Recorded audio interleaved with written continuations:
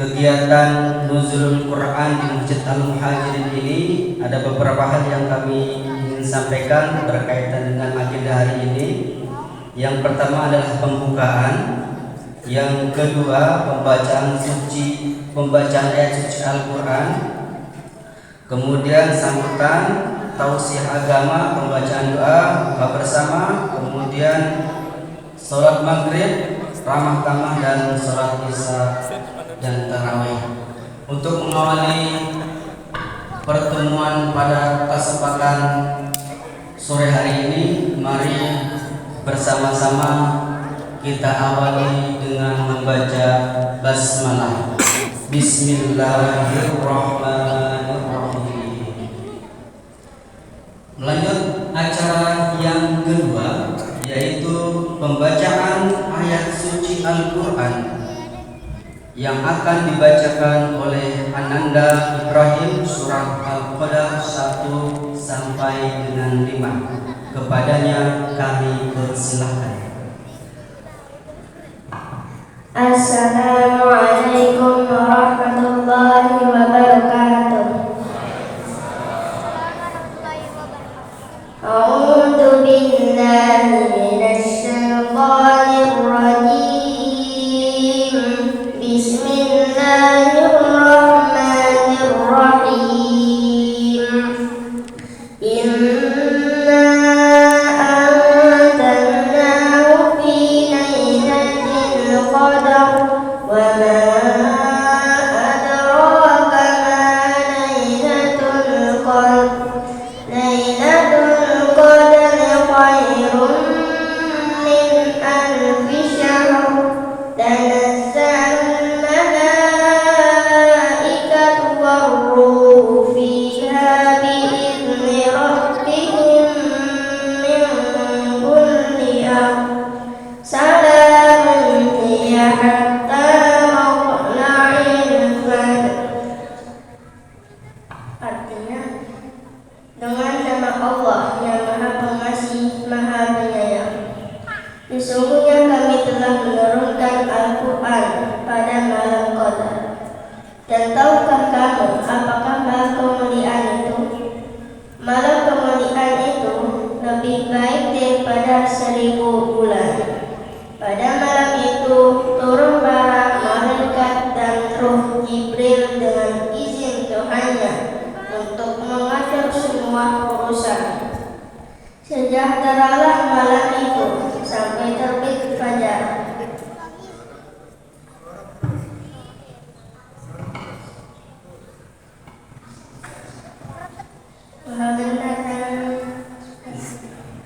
Maha benar Allah dengan segala firman-Nya.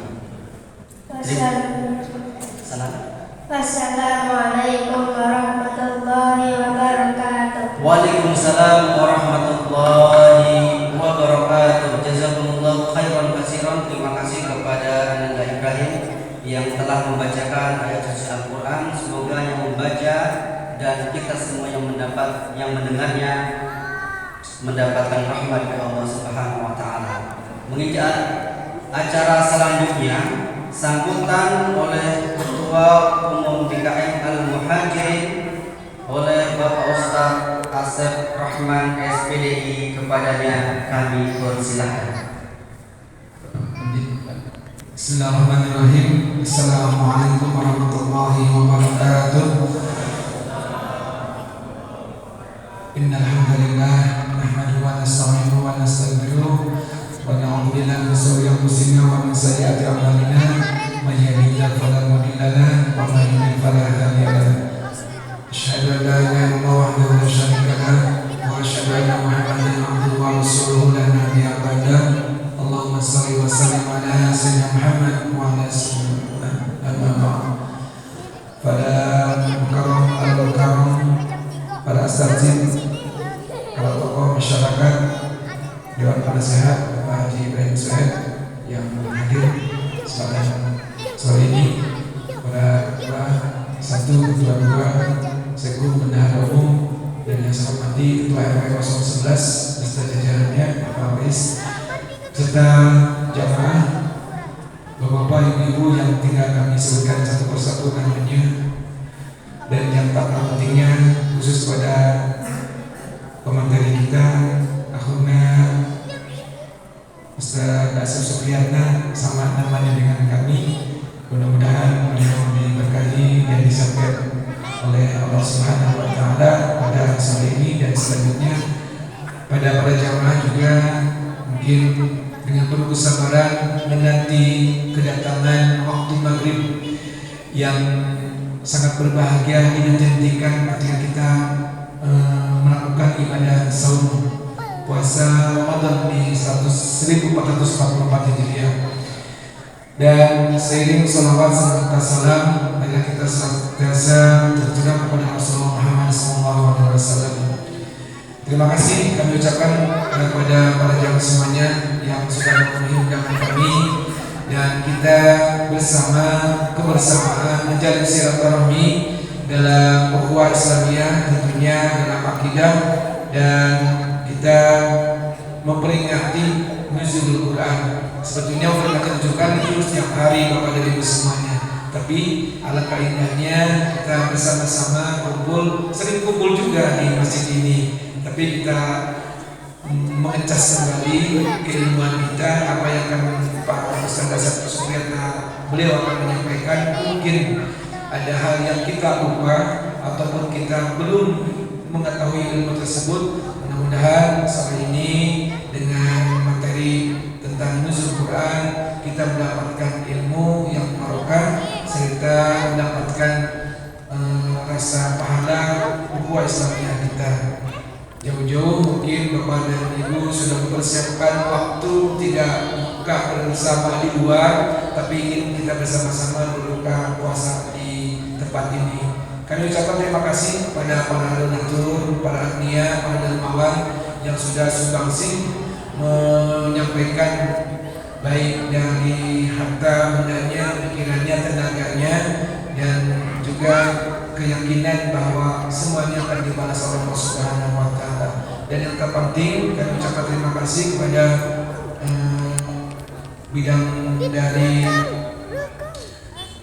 Datin sudah menyiapkan perangkat 500 buku yang sudah ada di belakang Bapak dan Ibu semuanya.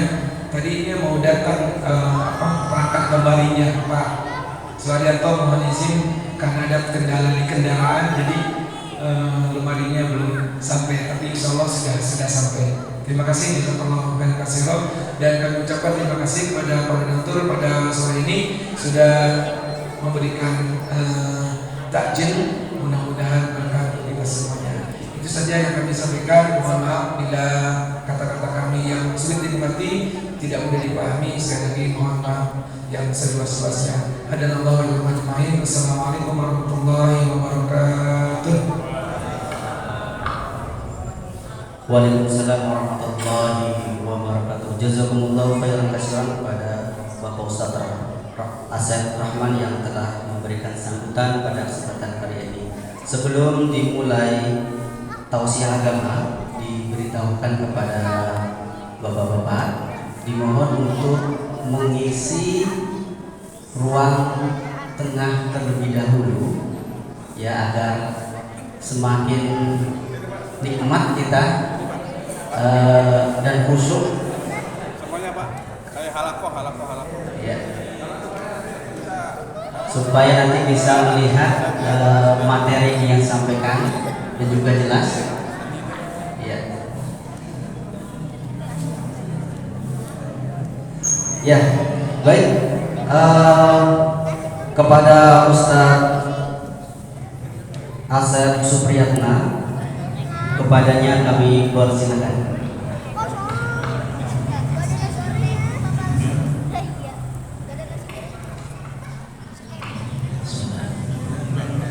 Assalamualaikum warahmatullahi wabarakatuh.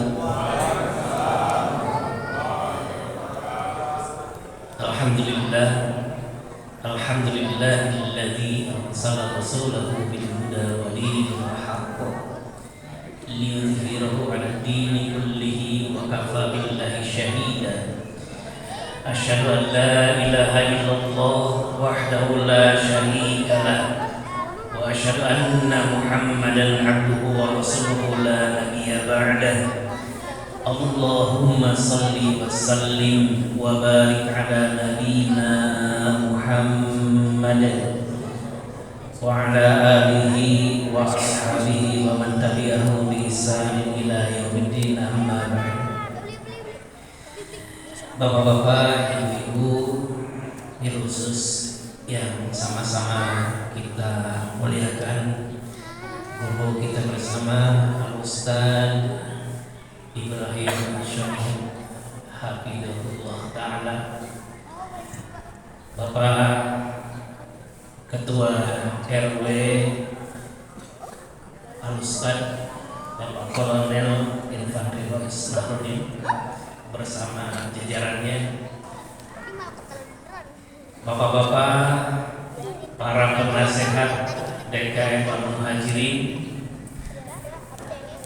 Bapak Ketua Umum DKM Al-Muhajirin dan jajarannya, Bapak Ketua RT lingkungan RW 11, ibu-ibu muslimah yang sudah bekerja keras ya dari awal Ramadan sampai sekarang menyiapkan takjil, insyaallah pahala yang melipat ganda buat kita semua. Hadirin hadirat yang hadir di kesempatan hari ini, alhamdulillah puji dan syukur kita panjatkan kepada Allah Subhanahu wa taala dengan nikmat yang Allah berikan kita sampai hari ini masih bisa menjalankan seluruh rangkaian ibadah Ramadan. Kita berharap Allah Subhanahu wa taala menerima seluruh rangkaian ibadah kita dan menjadi catatan amal soleh kita yang insyaallah Allah akan balas kebaikan untuk kita semuanya. Bapak Ibu sekalian, hari ini kita sedang menyelenggarakan acara Nuzulul Quran. Kita sudah tahu semuanya ya, setiap tahun kita memperingati Nuzulul Quran. Bahkan ada teman-teman yang tidak setuju dengan ini, mengatakan kok Quran ulang tahun kan gitu ya. Apakah memang Nuzulul Quran itu sama dengan ulang tahun? Nah ini barangkali yang coba kita lepas ya, agar kemudian tidak salah pengertian kenapa kita melakukan hal ini. Nah, dalam waktu yang singkat ini kita akan memaparkan tentang apa itu Nuzulul Quran. Dan saya paling senang ketika berbicara di sini. Kenapa? Di hadapan saya ada guru, ya, Ustaz. Jadi kalau salah ada yang negur. Jadi kalau di luar itu kayaknya betul gitu. Kalau salah ya dan itu intinya kesalahannya berantai ya. Alhamdulillah di kita ini ada kegiatan bersama, tempat kita bertanya, tempat kita berkonsultasi, dan alhamdulillah bersedia dengan senang hati memberikan layanan konsultasi terutama masalah agama, dan insyaallah menjadi amal terbaik bagi kita ya, insyaallah, dan berkah untuk kita semuanya. Bapak Ibu sekalian, kita awali dengan pengertian. Ya, selama ini kita memperingati Nuzulul Quran. Kalau kita lihat ya dari katanya, Nuzulul Quran ini terdiri dari dua kata, yaitu nuzul dan Al-Quran. Dalam kajian gramatikal bahasa Arab ini disebut dengan al-idhofah. Nah, tapi kita nggak boleh di sini ya. Kata nuzul ini berasal dari kata nazala yang dapat diartikan sebagai turun, jatuh, keadaan turun, tinggal sementara, dan hal yang menimpa. Kemudian, sedangkan kata Al-Quran ini ulama berbeda pendapat mengenai asal kata tersebut. Namun pendapat yang populer mengatakan bahwa Al-Quran ya berasal dari kata qara'a yang berarti membaca. Adapun secara etimologi, secara istilah, Al-Quran adalah kalamullah, ya, firman Allah SWT yang turunkan kepada Nabi Muhammad SAW melalui perantara malaikat Jibril, ya, yang tertulis dalam mushaf yang sampai kepada kita secara mutawatir dan kemudian ketika membacanya bernilai ibadah. Jadi sesungguhnya bacaan ketika kita baca itu bernilai ibadah Al-Quran. Nah, banyak bacaan yang lain juga, ya, tapi mungkin bacaan yang lain itu hanya bernilai nantinya sebagai sebuah ilmu pengetahuan saja, tetapi tidak bernilai ibadah. Nah, alhamdulillah kita punya bacaan yang selain kemudian ketika kita baca menambah ilmu kita, ya, menambah iman kita dan juga dinilai ibadah oleh Allah Subhanahu wa taala.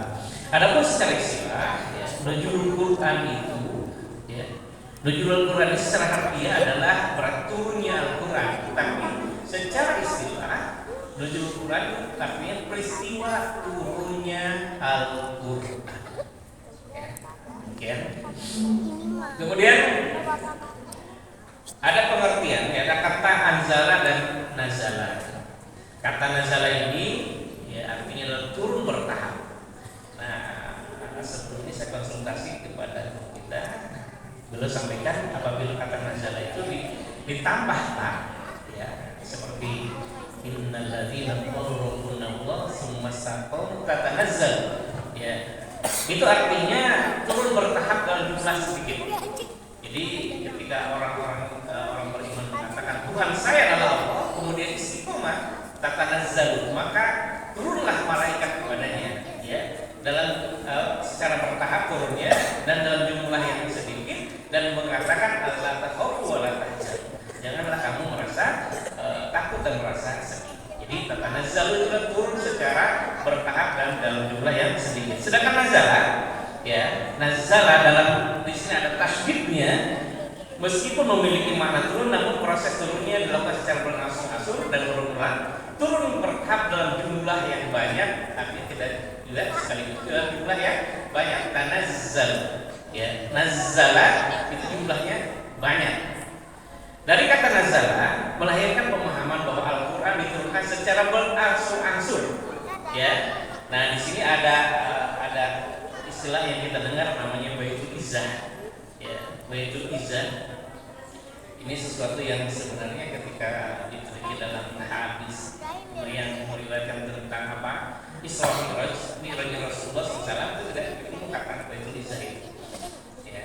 Jadi ini pendapat ulama Islam yang mengatakan bahwa di langit ke satu langit dunia itu ada tempat namanya Baitul Izzah untuk menitipkan Al-Quran.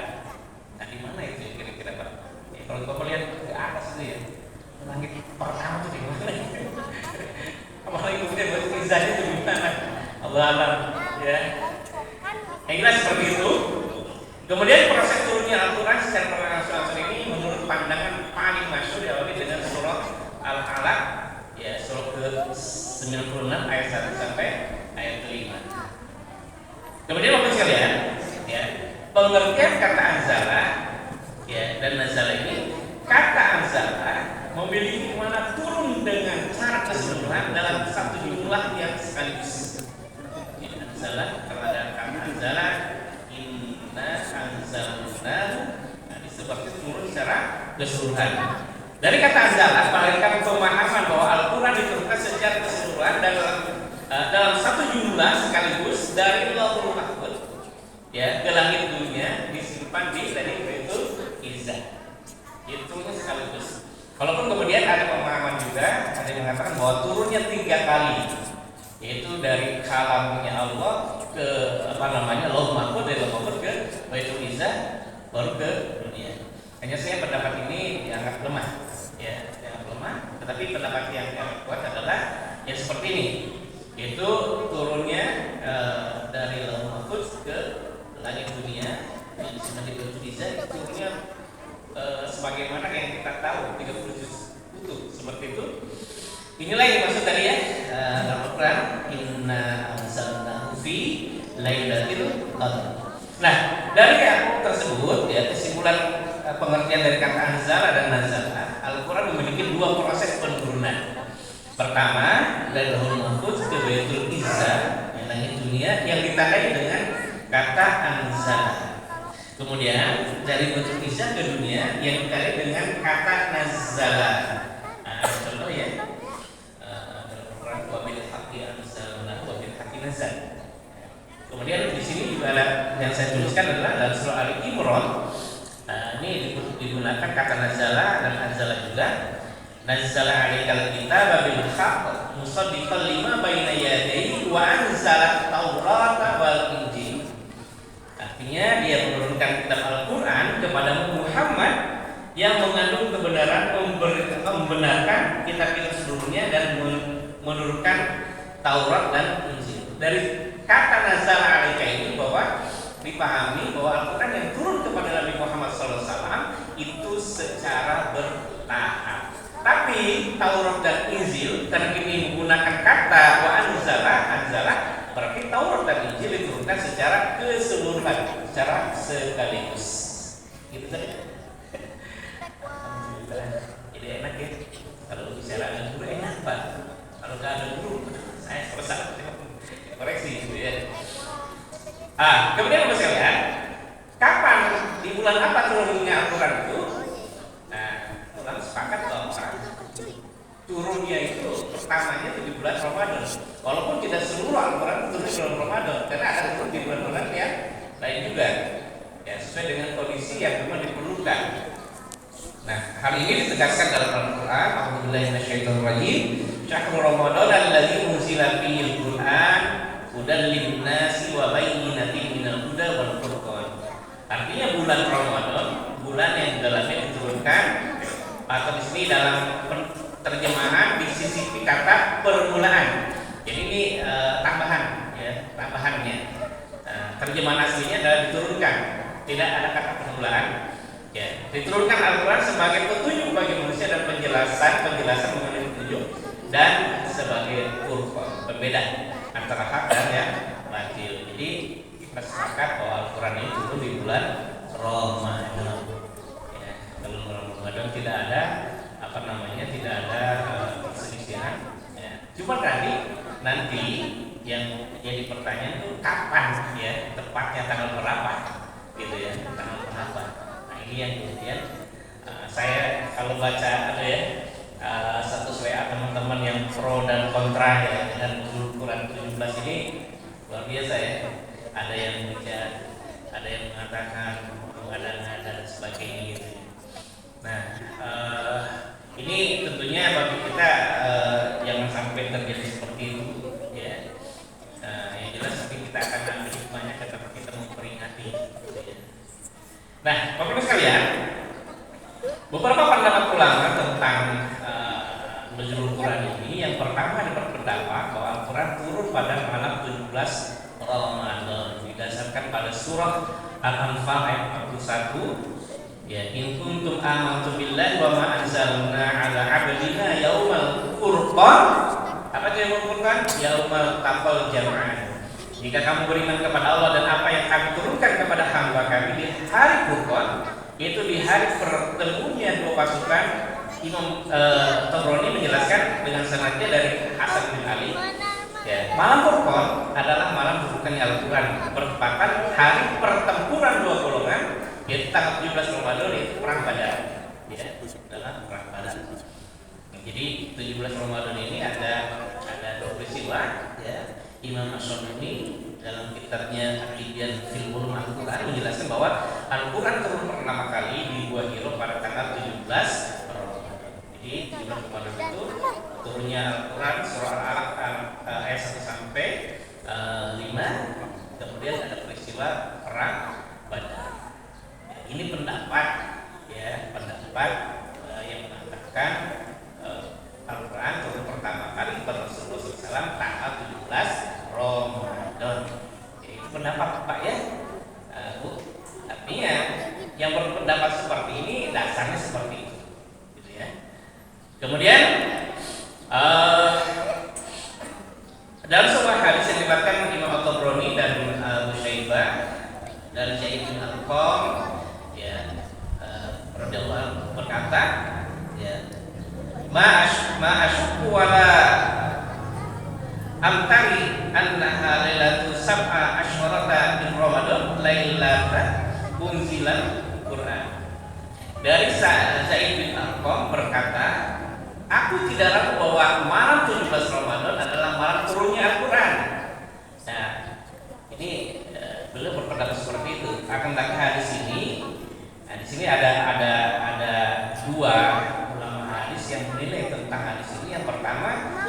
Imam Al-Haythami menyatakan hadis ini sahih. Jadi yang Imam Bukhari mengatakan ini hadis munkar. Nah, bagaimana menghadapi seperti ini? Dengan ulama sendiri berbeda tentang kedudukan hadis ini. Ya.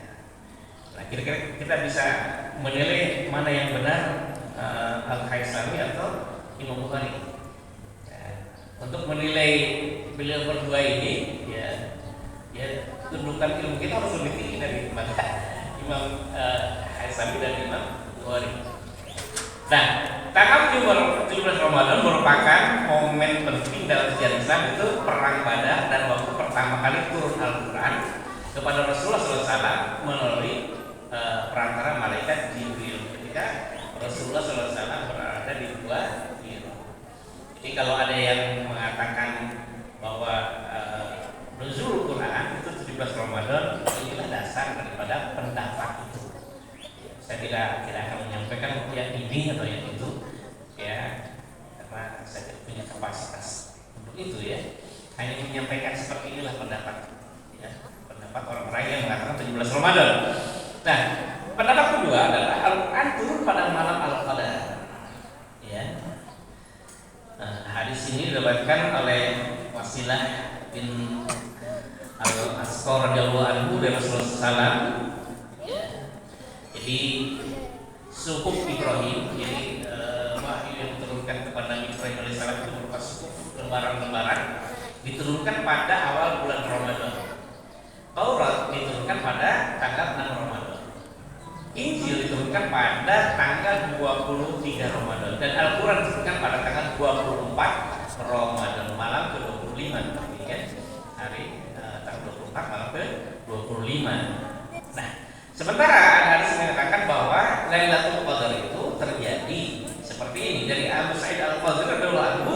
Rasulullah SAW bersabda, carilah Lailatul Qadar, ya, pada 10 hari terakhir Ramadan, carilah pada malam-malam ganjil. Inilah yang menyatakan bahwa Al-Quran turun pada malam Lailatul Qadar. Kalau sebut malam nggak usah Lailatul lagi, pada malam Qadar atau pada Lailatul Qadar. Ya, ini berdasarkan hadis, ya, sehingga yang ya tidak bisa, ya, Quran itu turunnya itu pada Lailatul Qadar, tidak bisa, ya, bukan 17 Ramadan. Kenapa? Itu pendapatnya, ini mendasar itu. Nah, dalam tafsir yang lain disebutkan, ya, sesungguhnya Al-Quran turun sekaligus jumlatan wahidatan, ya, itu dari Lauhul Mahfuz ke langit dunia pada malam Lailatul Qadar atau malam kemuliaan yang agung. Jadi kalau tadi Ustaz sampaikan ke saya, Imam Katsir itu menyatakan bahwa Al-Qadar itu bukan mulia, ya, tapi kemuliaan. Artinya ketika kita sampai di malam itu, semua aktivitas amal soleh kita membuat kita menjadi orang yang mulia. Jadi bukan malamnya yang mulia, kitanya yang beramal menjadi mulia. Itu saja. Jadi malamnya ya sama aja sih malam. Tetapi ketika kita beramal di malam itu, maka kemudian kita menjadi mulia. Ya, nilainya lebih dari 1000. Jadi seperti itu pendapatnya. Ya, sama, ya, Imam, ya, itu Ibnu Katsir seperti itu juga berpendapat, ya. Jadi kemudian bisa kita simpulkan bahwa yang menyatakan bahwa Al-Quran turun pada Lailatul Qadar itu adalah turunnya Al-Quran dari Lauhul Mahfuz ke langit dunia yang bersimpan di Baitul Izzah. Kemudian turunnya Al-Quran dari langit dunia kepada Nabi Muhammad SAW, ya, itu terjadi pada tanggal 17 Ramadan. Nah, seperti itulah Bapak sekalian, ya, pendapat mengenai kapan turunnya Al-Quran. Jadi kalau kita lihat dari uraian tadi, maka kedua-duanya itu punya dasar, ya, atas pendapat yang dia sampaikan. Nah, ya, kita sudahilah, gitu ya. Kita sudahi yang mana, gitu ya. Yang penting sebenarnya jangan sampai kita tidak membaca Al-Quran gitu. Nah, hikmahnya ini hikmah itu kan satu nilai positif yang bisa kita ambil dalam satu peristiwa, itu namanya hikmah gitu. Pokoknya kita ini ada orang ya, tidak punya tangan, untung gitu ya. Kemudian dia naik bis, dia julurkan kaki begitu. Tiba-tiba di depan ada nyerempet di situ, ya. Kemudian dia mengatakan, untung saya buntung, kalau tidak buntung saya buntung. Ya. Jadi hikmahnya dia buntung nggak buntung ketika diserempet gitu kan? Nah itulah hikmah. Seperti itu. Nah kita kan orang Indonesia paling ngambil hikmah, Pak. Kenapa itu? Tabrakan. Ya Allah, untung kakinya ada buntung. Untung tidak meninggal. Untung dia meninggal. Coba kalau meninggal cacat semua hidup. Kan begitu ya? Alhamdulillah kita ini punya pandai menggali hikmah gitu ya, mengambil nilai positif dari setiap peristiwa. Nah, dalam memperingati ini, ya peringatan Nuzul Quran ini, ya kita ambil hikmahnya sebagai apa? Sebagai pengingat kepada umat bahwa kita itu punya kitab suci, ya, yang namanya Al-Quran. Kan masing-masing agama itu kan punya apa ya? Masing-masing pemeluk agama itu meyakini bahwa mereka punya kitab suci menurut agamanya masing-masing. Yang itu. Kalau kita, ya kita walaupun tidak ada terminologi kitab suci itu kan kita tuh bisa deh, ada ya. Kita aja yang nyebut begitu ya. Nah, jangan sampai kemudian kita itu lupa gitu bahwa kita tuh punya ini.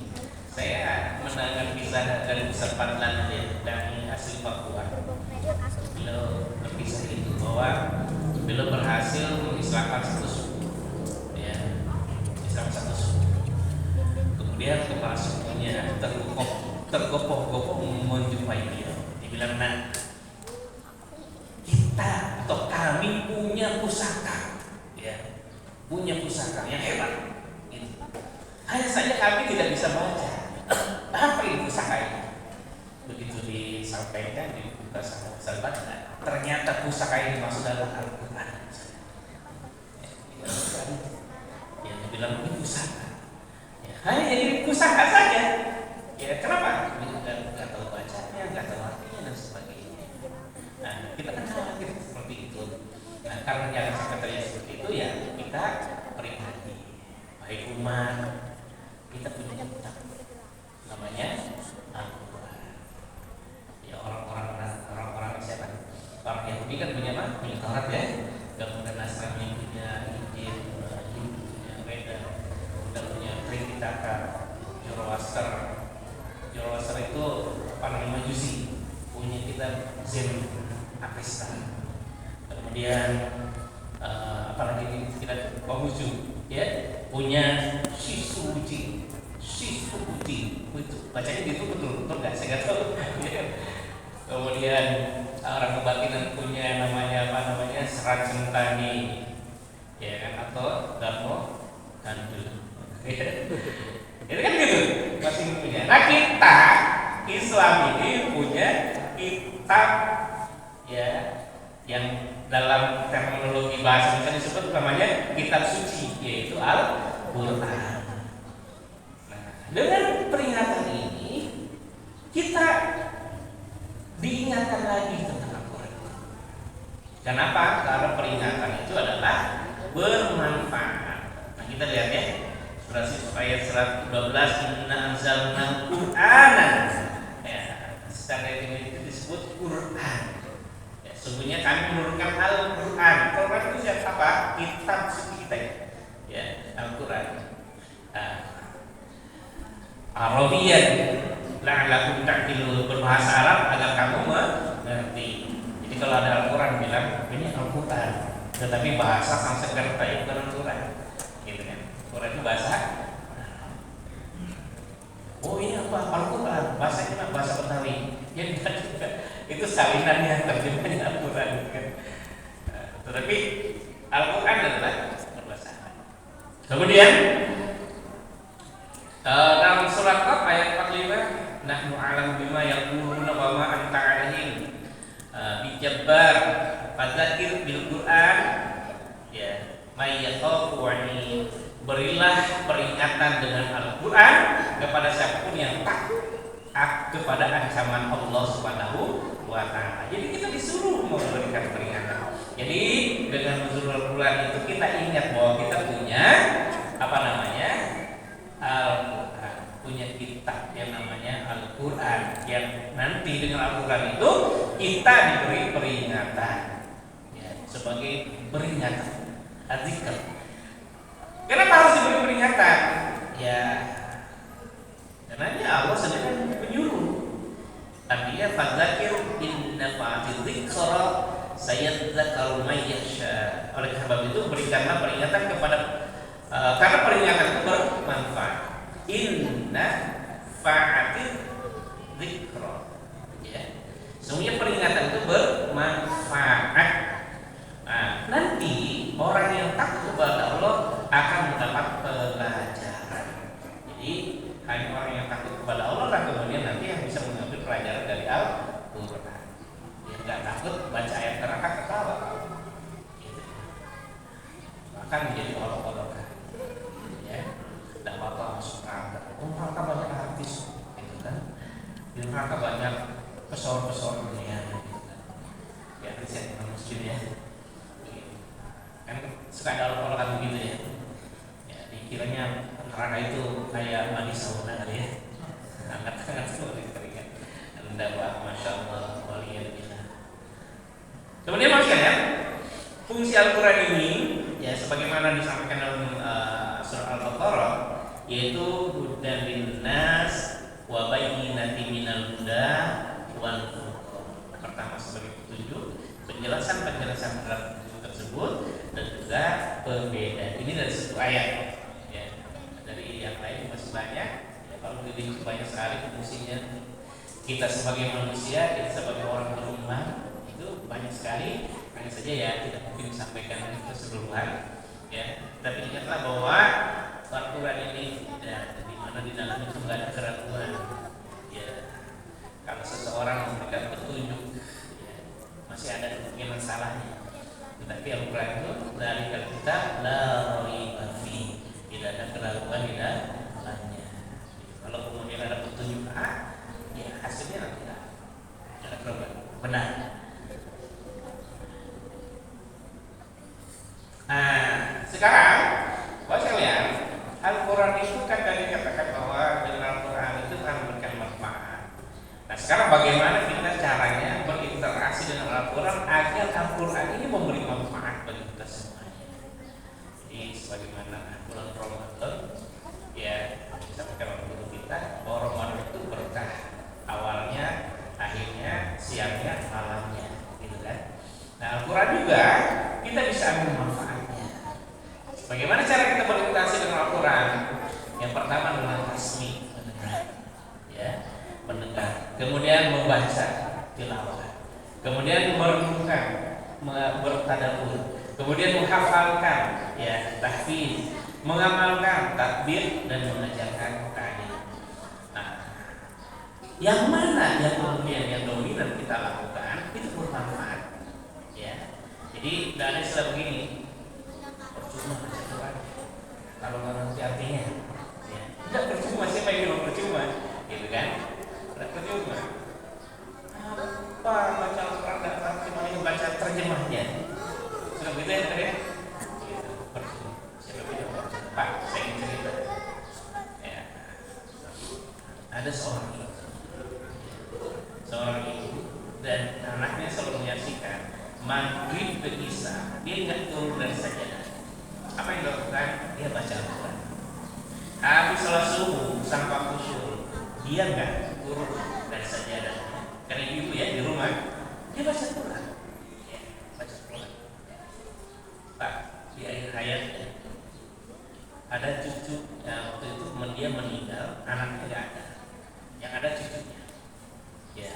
Nah, yang menarik, beberapa hari sebelum neneknya ini meninggal, anaknya ini membaca buku.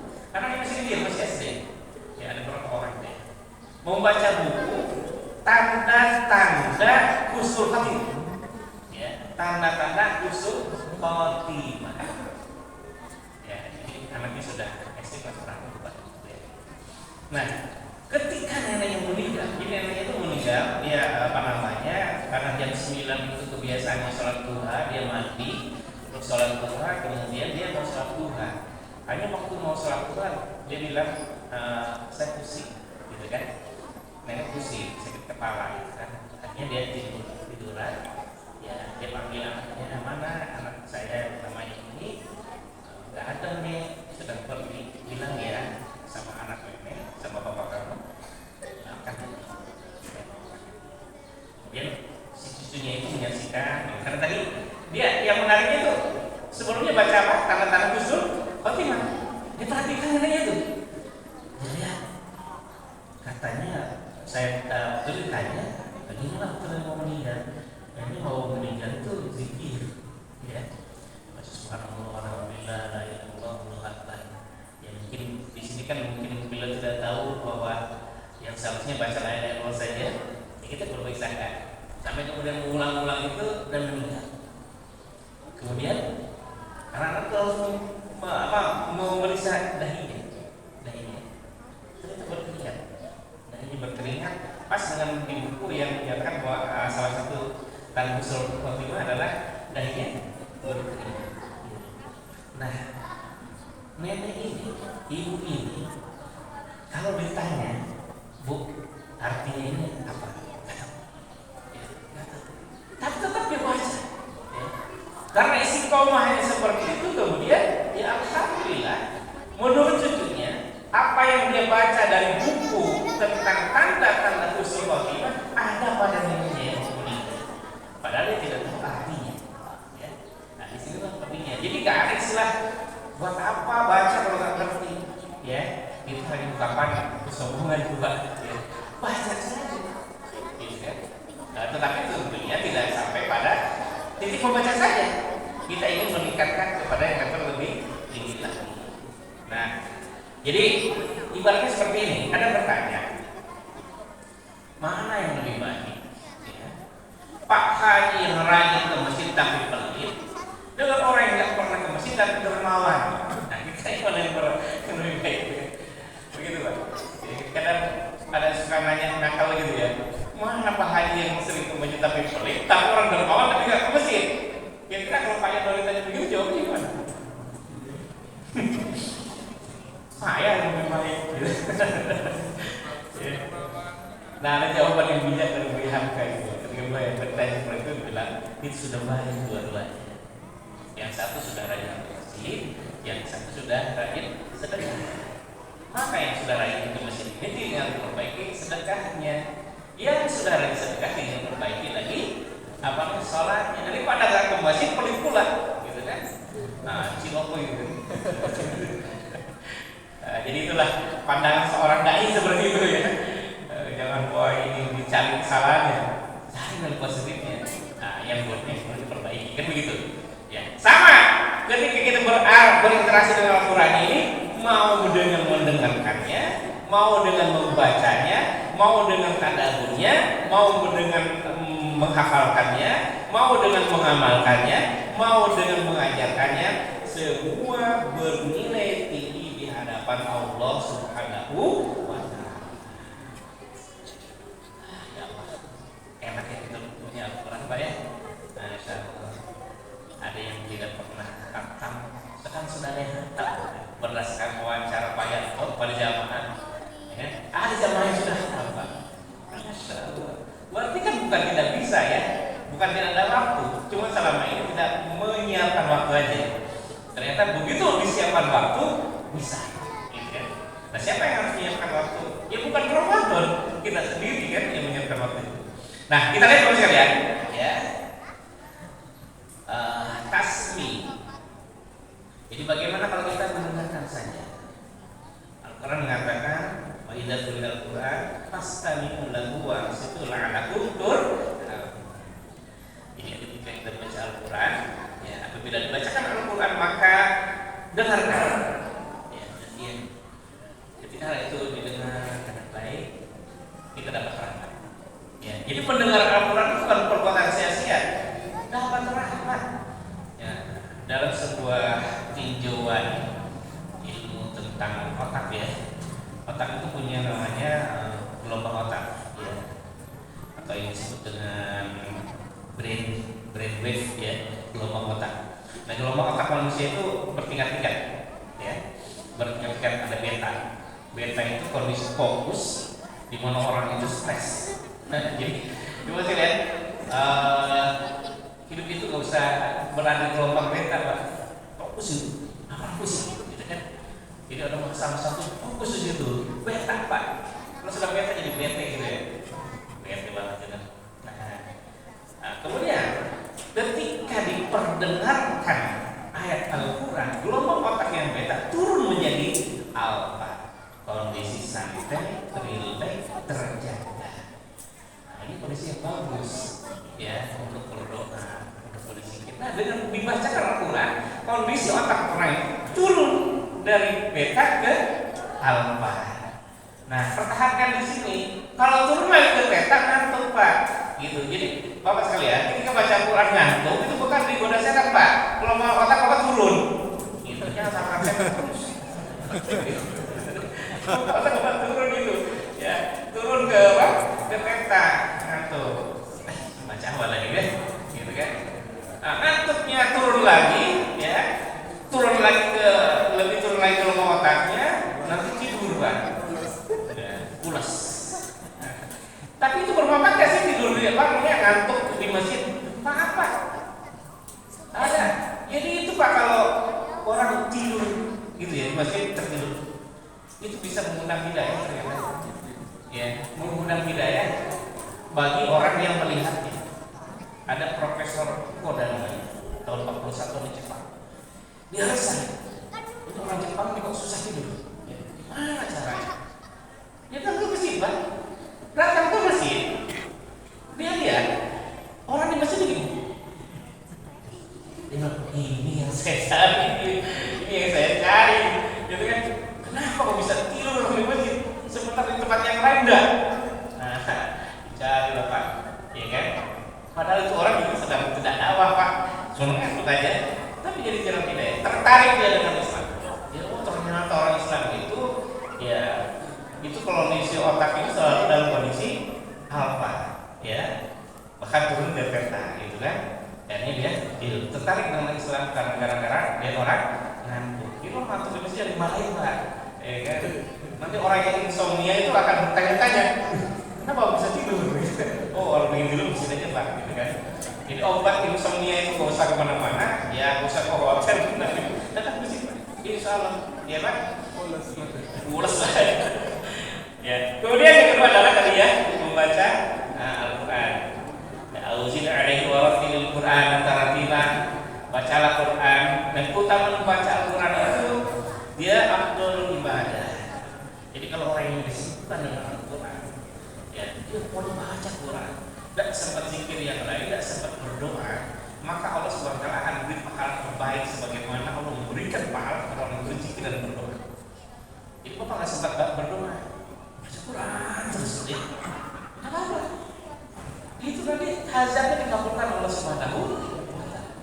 Kalau memang kesibukannya seperti itu, ya mungkin anak-anak di pondok itu ya, anak-anak di pondok yang habis Quran itu kan tidurnya aja lah nggak baca Al-Quran dia.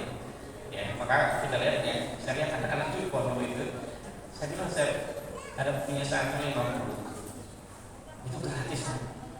Bapak punya anak 6, makan 3 kali sehari, gimana? Boleh berpikir juga ya, berasa sekian ya. Ini udah 50 Pak, enggak diapa-apain itu uangnya dan apa bisa disisihin nanti gitu ya. Ya mungkin dari situ lah ada keberkahannya. Gitu. Jadi membaca saya, ya itu kemarin waktu ke khutbah Haji Nafas sampaikan hadis. Ya, jadi 1 huruf 10 kebaikan. Diurai, saya lupa itu ya. Surat Yasin sekian, Al-Kahfi sekian, gitu kan? Ya, apakah nanti kalau seperti itu ibadah kita kok seperti tidak ikhlas? Ya. Mengejar sesuatu yang sudah dijanjikan Allah dan Rasulnya itu boleh, gitu kan? Boleh. Tapi jangan mengada-ngada, ya, tambah 1000, 10 kali lipat nih, tepat tuh nih. Jadi 10.000. Jadi 700.000. Ramadan ke Ramadan kok nggak datang juga itu 700.000, gitu kan? Kalau begitu ya, gitu kan? Nah, siapa yang mengatakan bahwa seperti itu bentuknya? Kan nggak ada. Itu hanya abstrakkan kita ya, seperti itu. Tapi kalau kemudian Rasulullah mengatakan siapa yang membaca Al-Quran, ya, Iqra'ul Quran, baca Al-Quran, fa'innahu ya'ti yaumal qiyamati syafi'an li, bahwa itu nanti menjadi syafaat bagi orang tersebut di yaumul qiyamah nanti. Ya, saya ingin baca Al-Quran ya Allah karena saya ingin mendapat syafaat, boleh tidak? Boleh. Dan sudah dijanjikan. Ya. Tapi saya baca Al-Quran ayat tertentu biar dia suka sama saya. Nah, siapa? Nah, dari mana itu? Ya, dibaca berkali-kali malah benci dia sama kita. Ini memang nggak ada hubungannya gitu kan? Itu yang nggak boleh, Pak. Yang aku tertawa pengalaman. Kemudian tadabbur, ya, bagaimana kita merenungkan. Baguslah kemudian setelah kita mendengarkan, kita juga membaca. Kan sekarang bisa baca dari kanan dan dari kiri, Quran, betul Pak? Ya. Zaman saya kecil itu susah sekali nyari Quran yang kemudian bisa dibaca dari kanan dan dari kiri, maksudnya ada teks Arabnya, ada terjemahnya, kan gitu. Sekarang Pak di sini juga bisa kalau mau, kan gitu ya. Kalau mau tadabbur. Nah, tidak paham semuanya. Di kita ada buku Pak. Bapak tidak paham ayatnya, datang tanya. Apa ini maksudnya gimana? Saya kalau dibaca di situ, apa ada bisa di sini tanya. Bisa di. Kenapa? Ya proses tadabbur itu benar itu. Ya. Jangan kemudian tidak paham tidak tanya. Nah, ini kesimpulan sendiri, ya repot, gitu kan? Ada apa? Tanya, biar kita paham. Tadabbur. Ya kemudian menghafalkan. Ya, alhamdulillah, Bapak hafal juz amma yang paling aman. Hafalkan semua kan? Yang paling aman. Ulang lagi kata ini apa? Gitu kan? Qul huwallahu ahad, Allahus samad, lam yalid walam yulad walam yakul lahu kufuwan ahad. Pak, kenapa itu jadi baca nih? Bapak ini hafal Al-Quran, ini mendapatkan pahala baca Al-Quran. Kata Rasulullah, siapa yang baca Al-Quran, baca surat Al-Ikhlas itu sepertiga Al-Quran. Maka dibaca 3 kali. Udah hafal ayat baca Al-Quran, sudah tamat ayat baca Al-Quran, sudah. Buktinya apa? Tadi ayat baca 3 kali. Maka itu sama dengan khatam Al-Quran. Ya enggak gitu juga maksudnya gitu ya. Seperti itu. Tapi daripada nggak ada, ya udah. Jangan sampai di dada kita itu nggak ada, Pak. Ya, nggak ada yang terkumpul dari Al-Quran. Ya, turunkan, nggak apa-apa. Sampai susah Al-Quran itu ya. Ya karena persepsinya sudah jadi susah, gitu. Ya, padahal disebutkan oleh Allah Subhanahu Wa Taala, ya walaupun dia senang. Telah memudahkan Al-Quran, mudah untuk didengarkan, mudah untuk dibaca,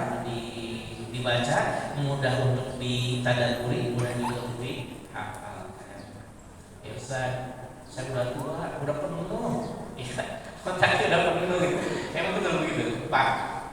Kalau laptop, kalau handphone itu memorinya terbatas. Ya. Laptop dan handphone itu, laptop umpamanya ya paling juga 1 tera 2 tera. Memori otak kita itu 1 petabyte. 1 petabyte itu 1.000.000 gigabyte. Memori kita. Ya. Banyakkan kita memorinya. Gitu. Nah hanya saja kemudian kita sudah mengatakan begitu, ya udahlah penuh otak saya. Tidak penuh Pak, nggak apa-apa, kurang lagi masukin aja gitu. Kurang lagi masukin aja.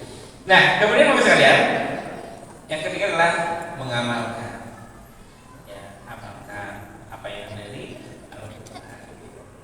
Ya, mulai dari sesuatu yang paling hakiki tentang akidah, amalkan tauhid itu.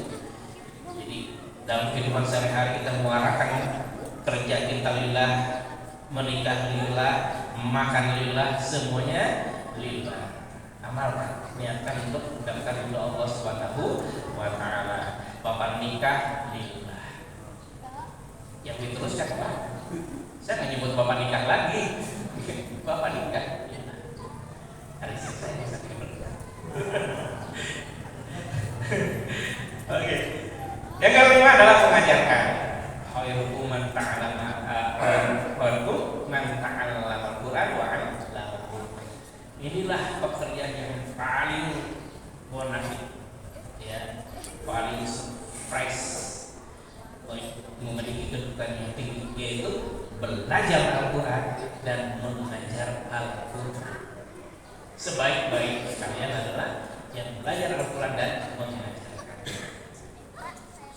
Nah, dari 6 hal ini Bapak sekalian, ya silahkan yang ada.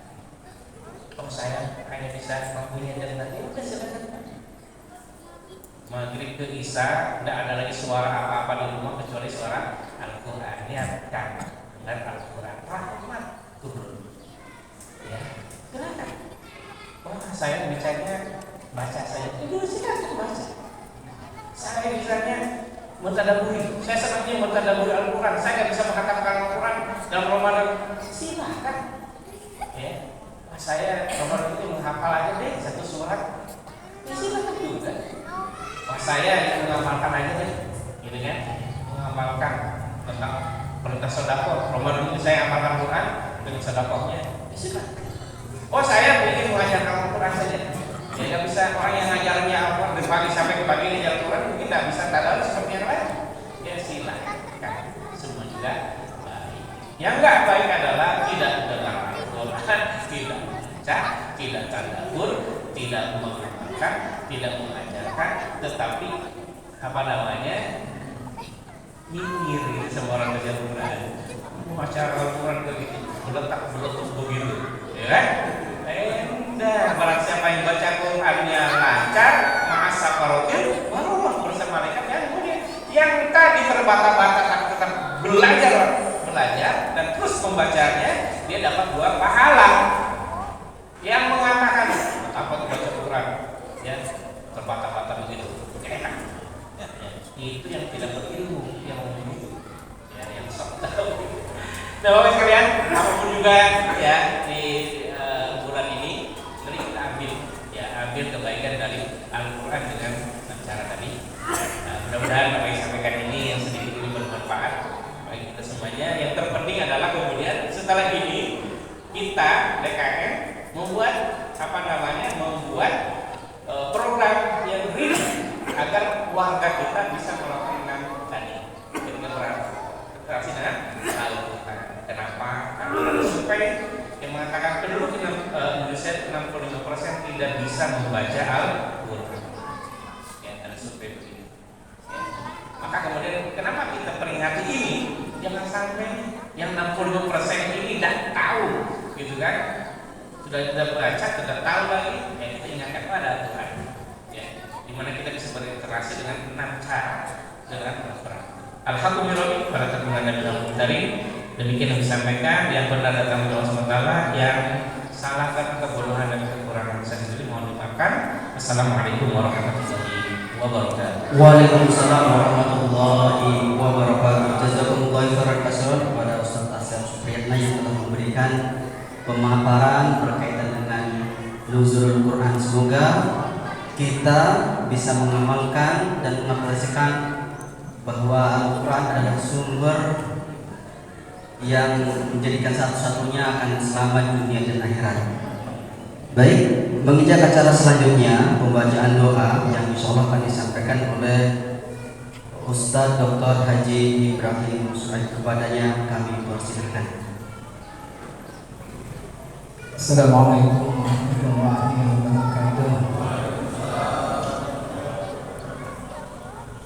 Bapak-bapak, ibu-ibu yang saya hormati, salah satu doa yang akan kita baca nanti adalah Allahumma ja'alil Qur'ana hujjatan lana wala taj'alil Qur'ana hujjatan alaina.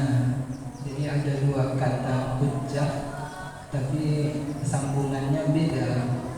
Yang pertama sambungannya lana, yang kedua sambungannya alaina. Artinya ya Allah, jadikanlah Al-Quran itu saksi yang meringankan kami, dan janganlah jadikan Al-Quran itu saksi yang memberatkan kami. Kalau kita mengikuti persidangan, di persidangan itu dihadirkan saksi, ya, saksi itu hanya dua, meringankan terdakwa atau memberatkan. Jadi kita meminta agar Al-Quran itu menjadi saksi yang meringankan kita, karena memang Nabi menyatakan Al-Quran itu bagi Anda satu dari dua, saksi yang meringankan atau saksi yang memberatkan. Kemudian doa yang akan kita baca nanti, Allahumma ja'alil Qur'ana syafi'an lana. Ya Allah, jadikanlah Al-Quran pemberi syafaat bagi kami. A'udzubillahi minasyaitonir rajim. Bismillahirrahmanirrahim. Alhamdulillahi rabbil alamin. Hamdan yu'affi ni'amahu wa yukafi'u mazidah. Ya Rabbana lakal hamdu kama yanbaghi li jalali wajhikal karim wa 'azimi sultanik. Allahumma shalli wa sallim ala nabiyyina wa habibina wa syafi'ina wa maulana Muhammad wa ala alihi wa sahbihi ajma'in. Allahumma ja'alil Qur'ana hujjatan lana wa la taj'alhu hujjatan 'alaina. Allahumma ja'alil Qur'ana syafi'an lana 'indal qabri wa yawmal hasyri. Allahumma ja'al jam'ana hadha jam'an mubarakan wa tafarraqana min ba'dihi tafarraqan ma'suma. Rabbana atina fid dunya hasanah wa fil akhirati hasanah wa qina 'adzabannar wa adkhilna jannata ma'al abrar alladzina da'awahum fiha subhanallahumma wa tahiyyatuhum fiha salam wa akhiru da'wahum anil hamdulillahi rabbil alamin. Alhamdulillah, rangkaian acara kegiatan Nuzulul Quran di Masjid Al-Muhajirin telah kita lakukan. Waktu maghrib kurang 5 menit lagi. Yang pertama yang kami sampaikan, insya Allah yang akan mengimami sholat maghrib insya Allah akan diimami oleh Ustadz Ahmad Hidayat. Kemudian kami ucapkan jazakumullah khairan kepada Bapak Ibu yang telah menyumbangkan sebagian hartanya untuk kegiatan iftar pada kesempatan kali ini. Saya sebagai MC kurang lebih yang mohon maaf, dan Allah wa yakum ajma'in. Assalamualaikum warahmatullahi wabarakatuh. Bersama-sama itu terjadi buka bersama. Sudah disiapkan untuk takjil terlebih dahulu. Setelah itu sholat maghrib, pada sholat maghrib kemudian kita menyantap hidangan yang sudah disediakan oleh tim muslimah. Jadi untuk takjilnya untuk disampaikan dibantu oleh Rungkat. Sepertinya ada kurma.